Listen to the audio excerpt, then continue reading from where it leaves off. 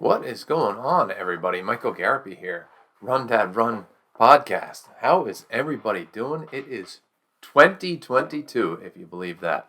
I am here to tell you that it's a great year. It's going to be a great year, despite the losses we've already incurred in this short 13 days of January. But it's going to be a great year. It's 2022. We got to make it a good year this year. So I just wanted to reach out to you guys, say hello, say what's going on, talk to you, come talk about some nonsense. So I just wanted to really talk. I haven't seen you guys in forever, and I wanted to say hello, start 22 off on a good foot, get some things off my chest and talk about what we're going to do this year. So this year I've hit the ground running. I am working towards some of the usual things. So I didn't do any runs this past year. I think I told you in 2021, my knees were giving me some issues and I wasn't able to get a lot done. Not nearly as much as I had hoped. I skipped my half marathon. I already talked about that. I wasn't going to do a half marathon in October. I'm done doing half marathons in October. I stuck to that. Not only because I wasn't going to do it in the first place, but because my knees were killing me as well. So not going to do it. Didn't do it.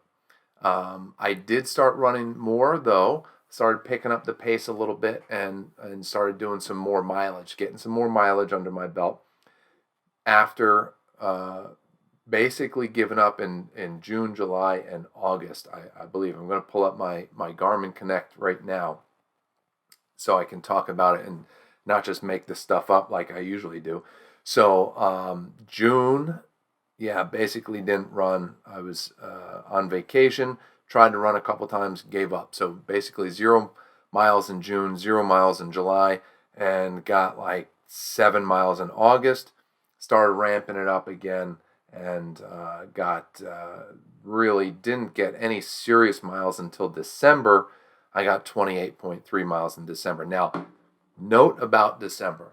Special shout out to my brother-in-law and his wonderful girlfriend. We snuck up to New Jersey to surprise my in-laws on Christmas Day. We FaceTimed Grammy and Pop, as we call them. We FaceTimed them from this house in Florida on Christmas Day. Had to be super secretive because in less than an hour from that FaceTime call, we were getting on a plane to go surprise them in New Jersey. We pulled it off. We flew, Darlene, me, the two kids. We flew to New Jersey, got the rental car, drove to the house, and walked in with the help of some elves that made it all happen, walked in and shocked those who were not in the know. And point I'm telling you that story is we're there for 20, 30 minutes, something like that. How are you doing? Oh my God, what are you doing here? You flew? Do you drive? What? All of that. About 20 minutes in, my brother-in-law goes, dude, you got your shoes? Now he is a state champion high school NCAA runner. Dude, you got your shoes?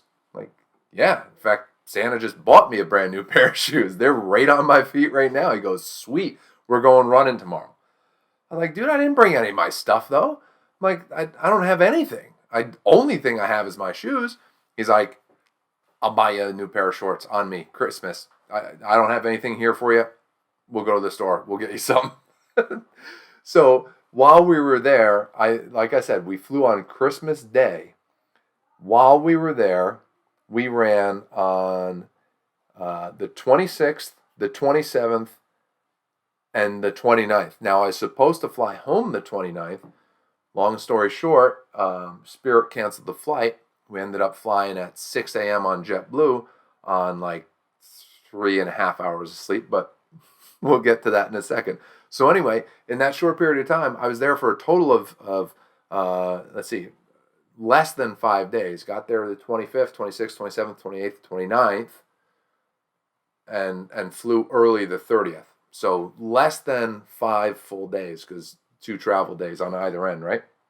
Um, and we ran 3 of those 4 days that we were in New Jersey. Now, for those of you who know who grew up where I grew up, the big destination for cross country meets is Holmdel Park in Holmdel, New Jersey.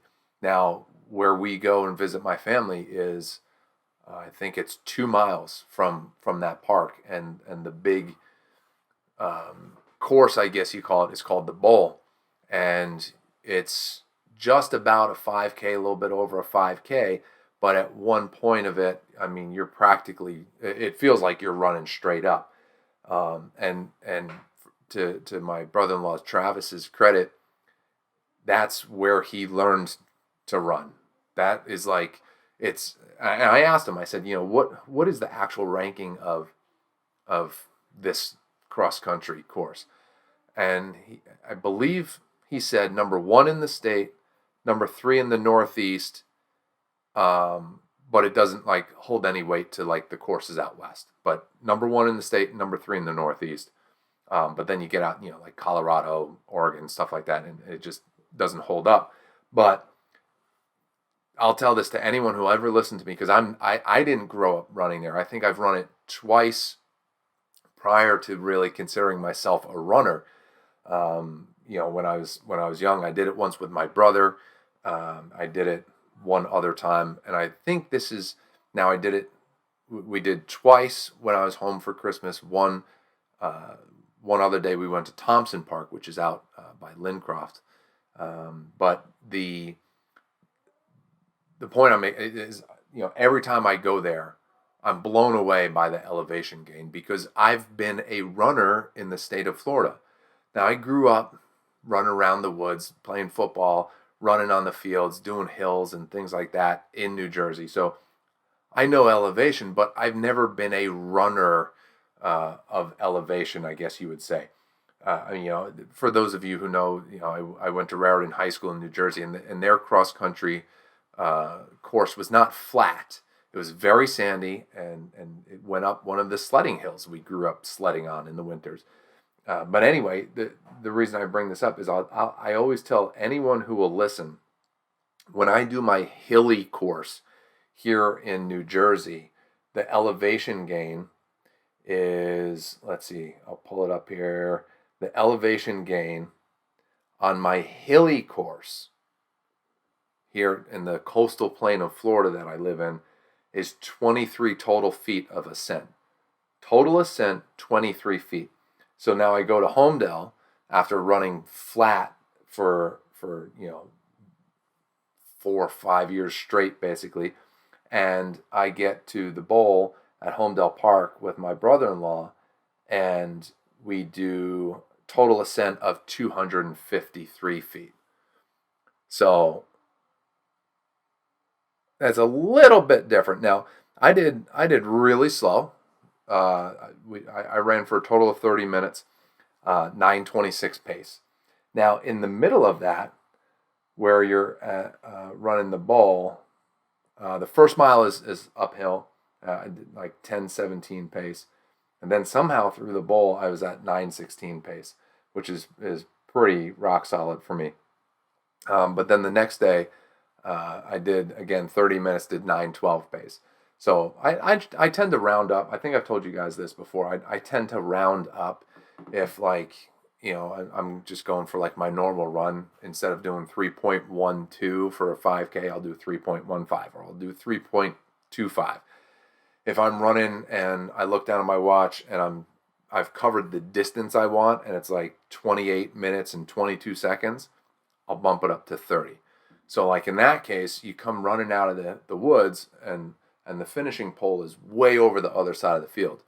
It's such an awesome feeling. You come running down this hill and it like dips down and goes back up, and it's just a grass field where the course is worn into the grass. They've had so many meets here that it's just worn into it. Grass doesn't grow straight down the stripe. So you just hit that, and I mean, you just come blazing across that field. To give you an idea, the third day we did it. I didn't have anything in the tank. I had fun doing it, but I didn't have anything in the tank to have like anything decent of a kick. But that first day we were there, um, now Garmin, I closed Garmin. Now it's taking forever to open up.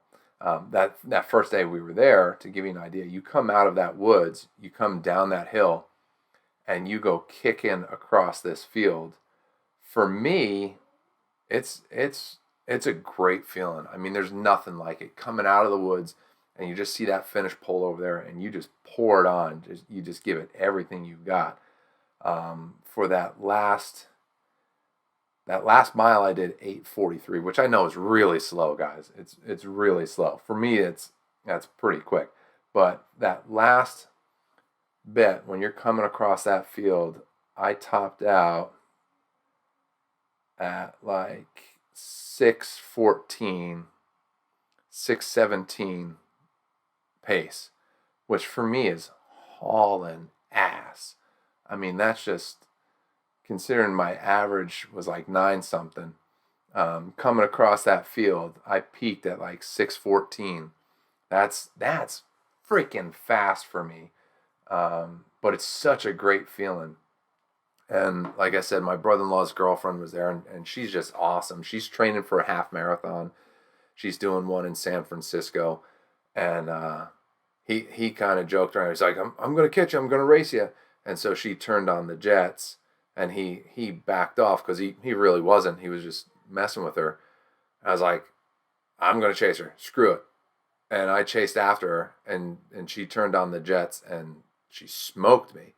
But we were done, and we're looking at the watch like, hey, you see what we did that last like bit? Like, we weren't just like running fast, we were hauling fucking ass. Anyway, for those of you who are fast, that's probably nothing. But anyway, it was fun, and I just had an absolute blast. I hadn't run 3 days in a row like that in a really long time, and it kind of reinvigorated me, and got me back into running. I had some issues with my knees over the summer, and kind of was getting back into it, and I needed to be around other people that are motivated and enjoy it. And it really was an awesome trip. We did Thompson Park. The second run we did was Thompson Park. We did 4+ miles, and I had never run there before. So my brother-in-law Travis showed us the course that or at least part of the course that he used to do when he went to college. His school, NYU, their home course was actually in Thompson Park. So he grew up running high school at Holmdel Park and training in Thompson Park. And then when he went to NYU, his home course was Thompson Park. So just he knows it like he knows every route and crevice and turn and undulation in the entire course, and it was just a blast to run it with him, and 3 days in a row, which just put, I think, 10 miles under our belts, and they did more because she's training for a race, but it was just an awesome time. Came home totally motivated, got new gear that my brother-in-law hooked me up with a guy he knew from that works at a run-in store that he used to run with on his teams, and just an absolute awesome time. I when my mom died in 2019, my brother ended up with her car, and we drove it to New Jersey, and then I flew home. The day I flew, we had like 8 hours to kill, something like that. The reason I'm telling you this is I went home to New Jersey, and my brother took me fishing, and I came home, and I was like reinvigorated, like, oh man, I gotta fish, I gotta get the gear, I gotta do this, and like it like relit that fire in me of, yeah, I love fishing, this is awesome. And that's kind of how I felt this time. I flew home to New Jersey, and kind of got that fire relit inside me as far as running. I got the running bug again. I got new gear, got new shoes, feeling better, feeling fit, feeling healthy, and it's just an awesome feeling. It's been a blast. I had an absolute great time in New Jersey. Got to see my brother and his family, and really we just kind of hung out. When I spent the day with my brother and his family, we hung out. and we had dinner, and really with my wife's family too. We just kind of hung out. We there was no pressure to go anywhere, no pressure to see people other than those core family people. Whereas previously there were times when Darlene and I first got married that when we went home to New Jersey, it was like the road show. So I got to go to this house and this person and that person and this relative and this friend and it was just like nonstop. You felt like you never had time to yourself. And this last trip was just, I had two people that I wanted to see. Basically, my wife's parents and siblings were coming to that house, so we didn't have to go out. People from California and Virginia were in the house, and my brother. That's it. Those were the two people I wanted to see because I knew that that was it. There was zero pressure, and it was just awesome. Just eating freaking New Jersey pizza and eating New Jersey bagels and loving every second of it. and then running 10 miles to burn off all the carbs from the pizza and bagels. It was an absolutely amazing trip. That's how I capped off 2021. Came home to Florida, packed up all the Christmas stuff, got ready for the new year, stayed up. We sat down for New Year's, for New Year's Eve, and got the kids in bed. And Darlene says, "Hey," or I said to Darlene, "Hey, did you want to watch any particular broadcast or anything like that?" And she's like, "Not really." I was like, "All right, I'm going to flip through YouTube here a little bit." She's like, "Yeah, cool." I didn't think I was going to make it. I didn't think I was going to stay awake. I'm just flipping through different YouTube videos, and from behind me on the couch, I hear, "Hey, Happy New Year." I looked down, and it was 12 o'clock in like 13 seconds or something like that. I was like, "Hey, we made it. All right." And I think I was in bed like 10 minutes later. But anyway, we rang in 2022 despite not thinking we'd make it. Didn't watch the ball drop for the first time, and I guess we didn't make it last year. Possibly the year before either. But anyway, it's so different. It's so different.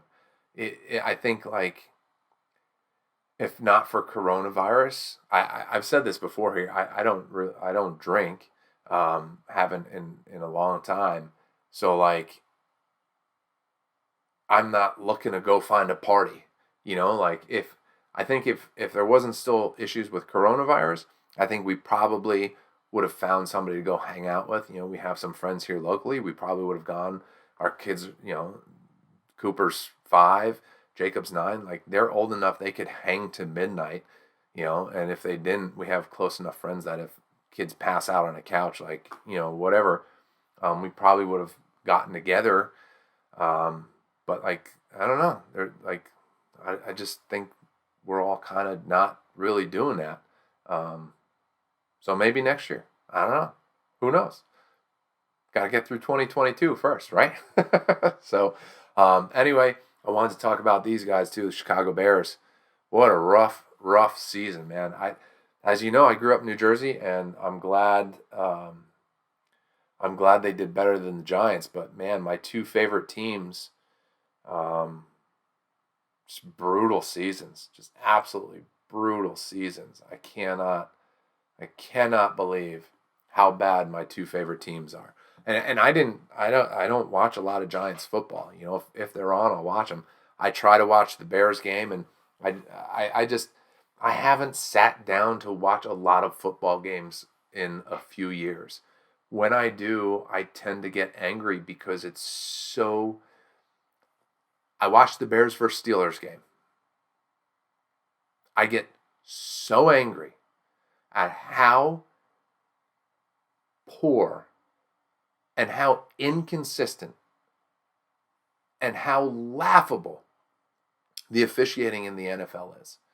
And the Steelers-Bears game this year I was so glad it was on a national broadcast so that people other than Bears fans could see how bad the officiating against the Bears has been for years.